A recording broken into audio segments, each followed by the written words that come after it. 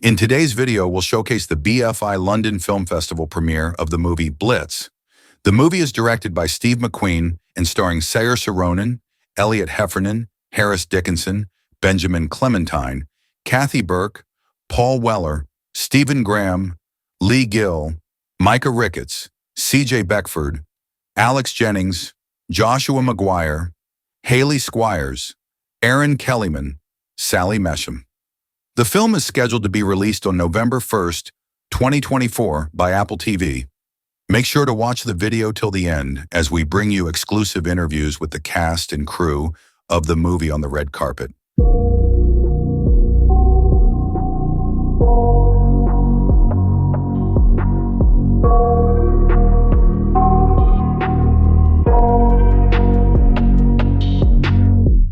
I got nightmares in my head, I fear that the thoughts build up until I can't hear, that my mind fills up into a creature, and it haunts me somewhere much deeper.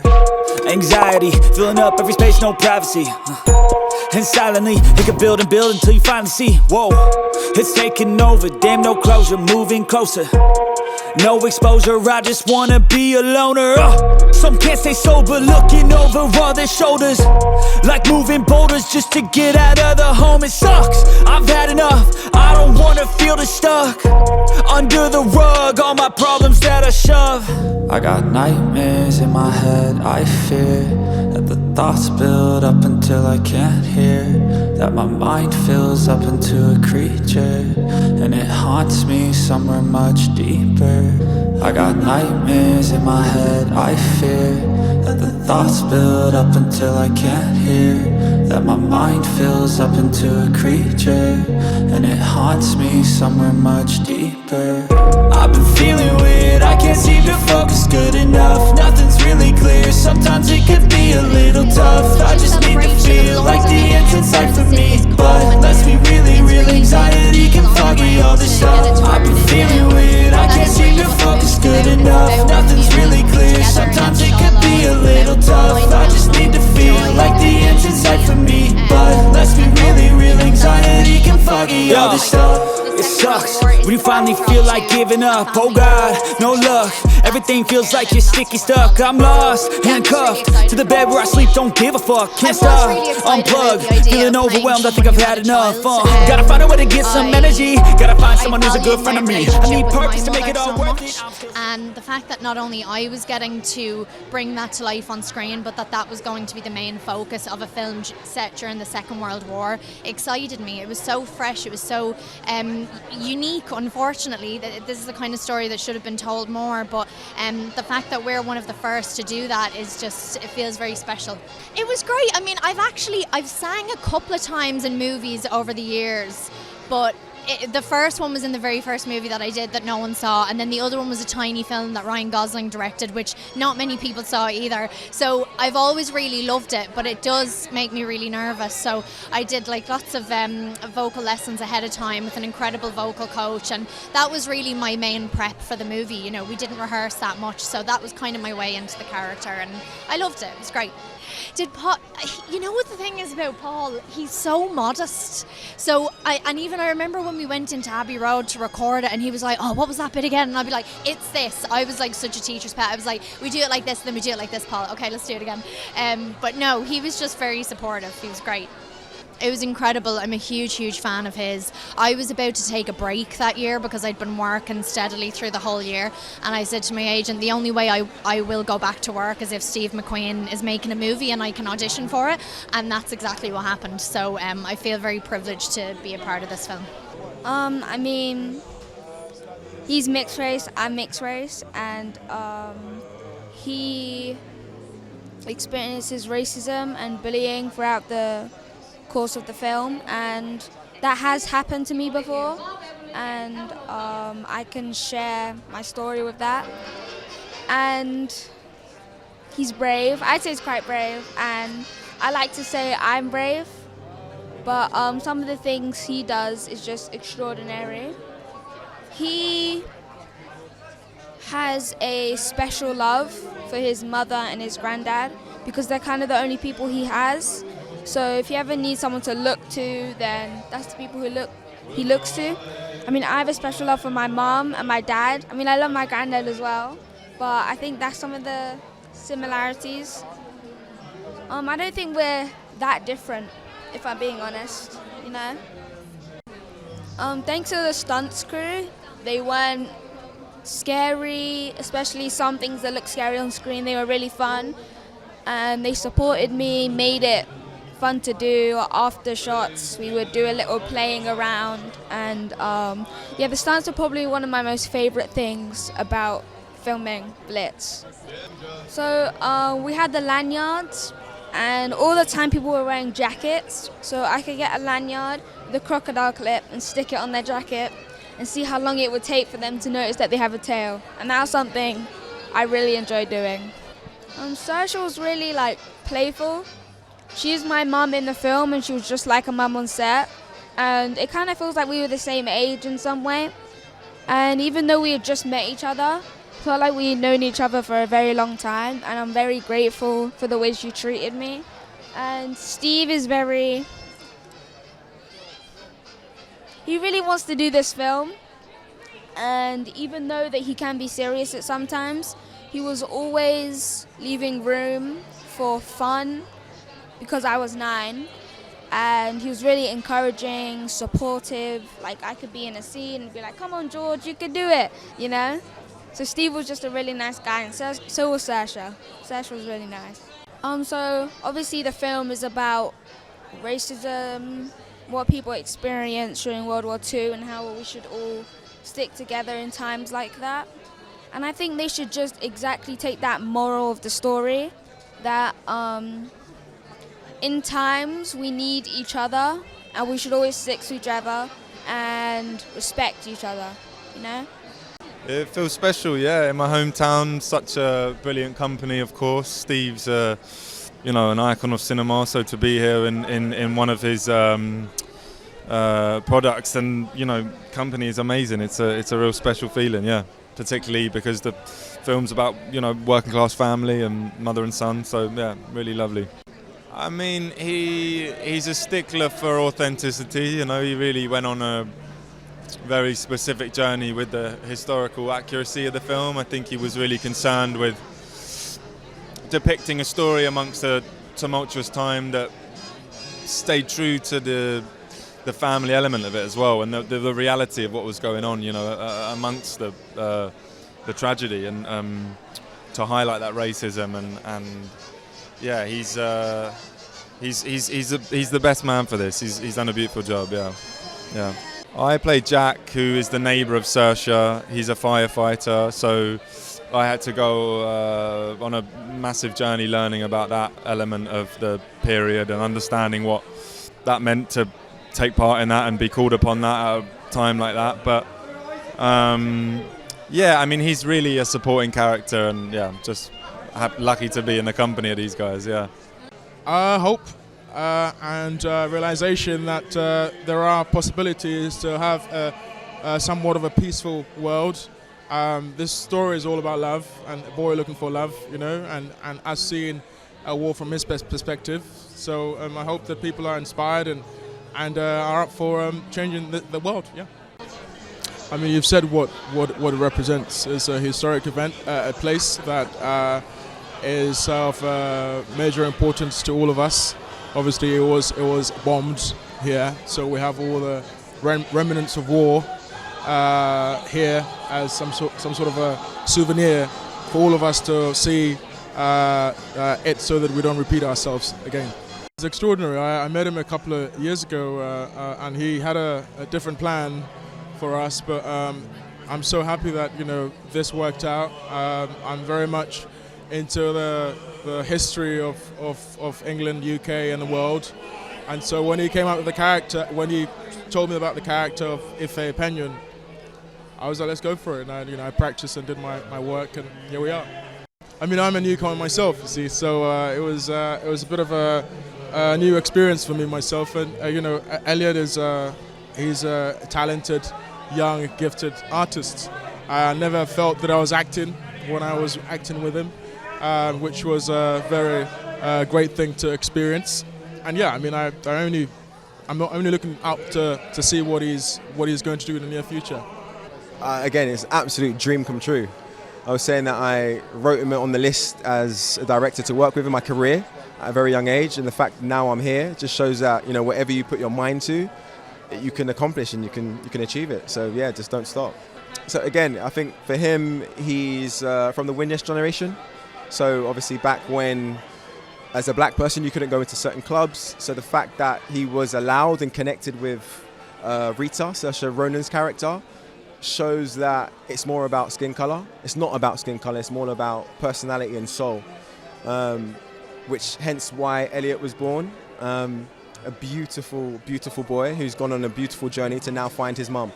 So yeah, it was really important to portray this character on screen. Oh, Saoirse's a blessing to work with. She's so down to earth, caring, and just a real person. You know, it's really hard to find real people in the industry, and the fact that she was real and genuine herself was a blessing. Elliott, oh, superstar.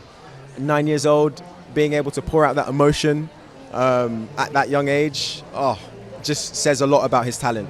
And he's got a great future ahead of him. Learned on the job. So literally heard about it, but never really did my research. And then once Steve McQueen gave us some information to research on, really found it interesting. Obviously what Hitler done, his mind, but then also what the kids went through or what they had to go through, and how that affected the mothers, and just the whole of London in itself. So I learned a lot about parenthood, love, strength, and resilience. Yeah, I mean, I guess I learned on the job. I knew the kind of cursory stuff. We all grow up with it, don't we? Especially in this country, at school, and the Blitz, especially. And yeah, it was just an amazing thing to learn about, to read in Steve's script, and the way it kind of mixes the domestic and the epic. You know, like it's hard to avoid, but it's at the core. There's this mother-son. You know, and it's all about that. But like you say, it's ordinary London is against the backdrop of this unbelievable war, literally.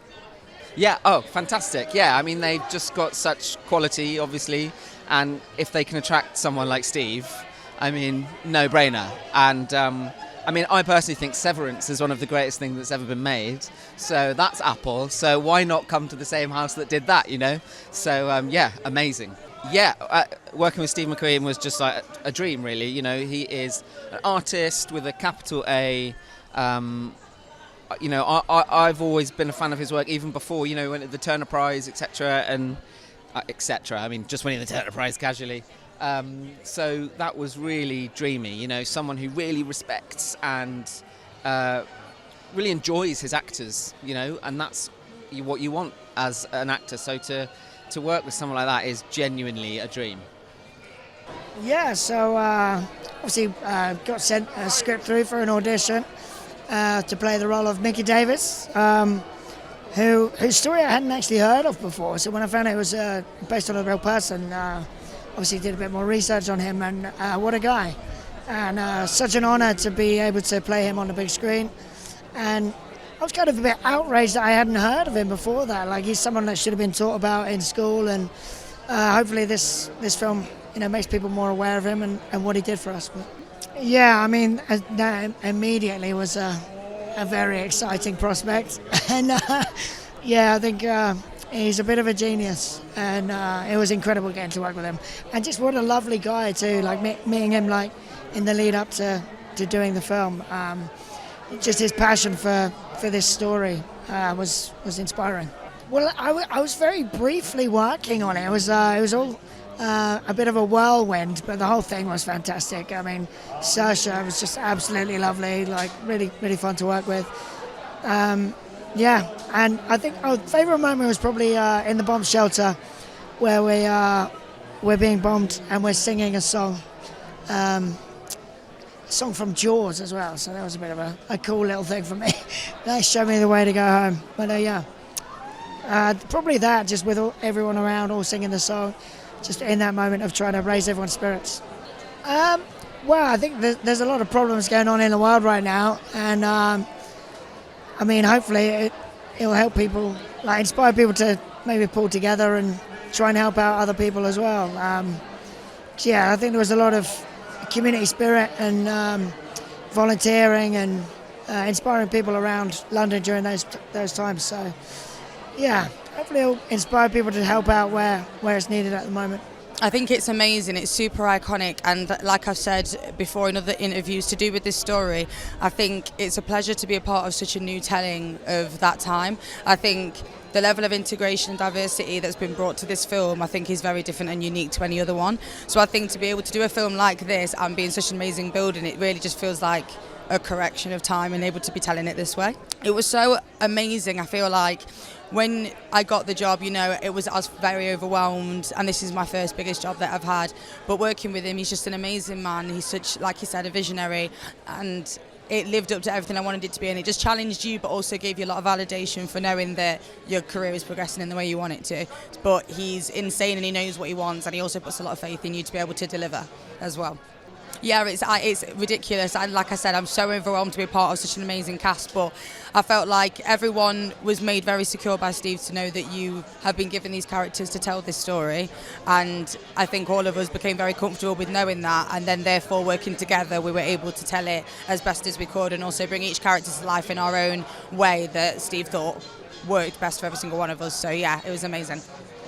I think a lot of this stuff with the script, it was kind of telling for itself, all the different things they've got to battle, but I felt like you can, even though if it's so drastic and it's a completely different time period that I've never experienced, I feel like you have to bring a level of whatever you've had in your life, a bit of resilience you've had to show, and just bring it onto a bigger scale. And I think it was ways of adapting that and, looking into your own truths and knowing how you can tell that throughout the story.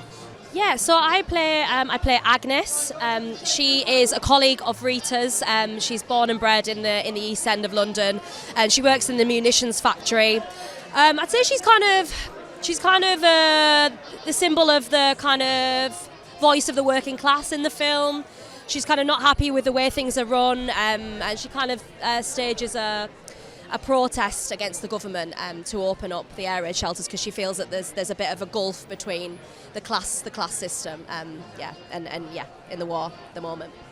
Yeah, I mean it was tough to get in that mindset, because I think it's easy to sit here because we're quite sheltered from a lot of conflict. I feel, but I mean it was fascinating to kind of read these people's, and I think there's not been many movies that really do focus on the domestic side of it, like from the citizens kind of point of view, and I think that's really that's really what kind of tugs people's heartstrings, or like really gets to the nitty gritty of like how people were dealing with it.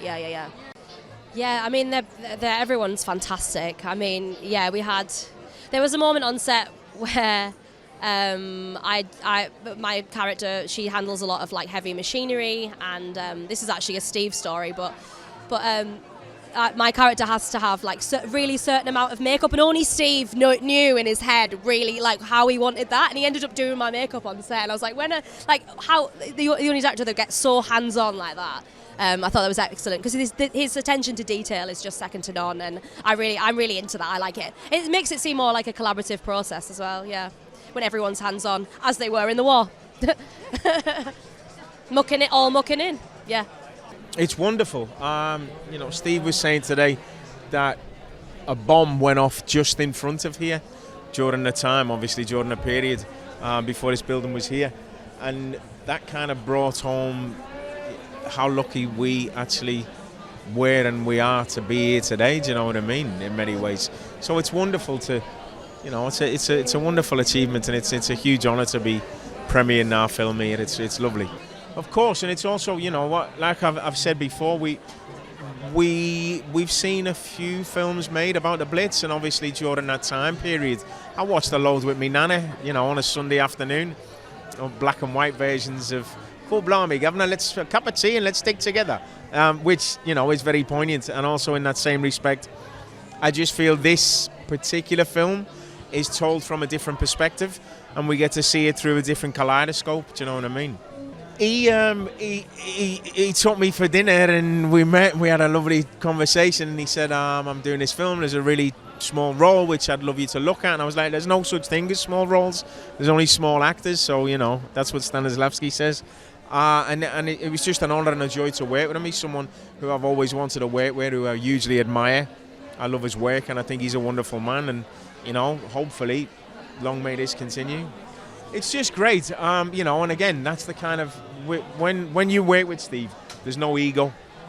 And he has a beautiful way of making everyone feel a part of the process, because in that respect, as well as a director, he kind of opens up the floor and creates an atmosphere for us to play.